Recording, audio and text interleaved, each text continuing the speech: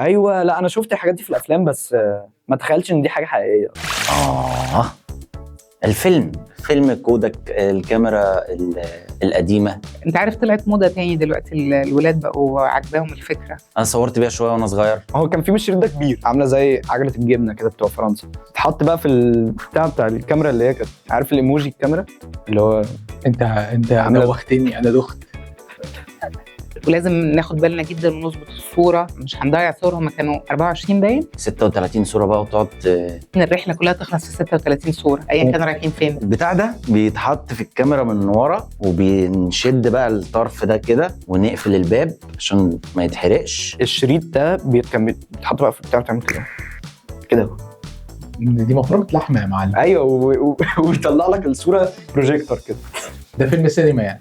بعد ما بنخلص بقى ال 36 صوره بنقعد نلف في زرار كده، نرجع بقى الشريط اللي كان ملفوف الناحيه دي نجيبه الناحيه دي.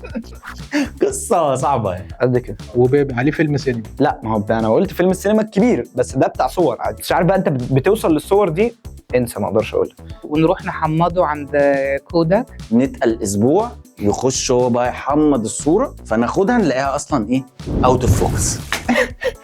بيحمص صوره، بيحمص. ايوه بيحمص صوره، بيحط لها نور احمر. ايوه لا انا شفت الحاجات دي في الافلام بس ما تخيلتش ان دي حاجه حقيقيه. كانت الصوره متعوب فيها جدا متعه، وفكره السربرايز لطيفه. تحميص الصور، عارف انت لما تبقى في لابوار ويبقوا حاطين نور احمر على البيتزا بتسخنها، ان هو نفس الفكره. بيحمصها بالظبط.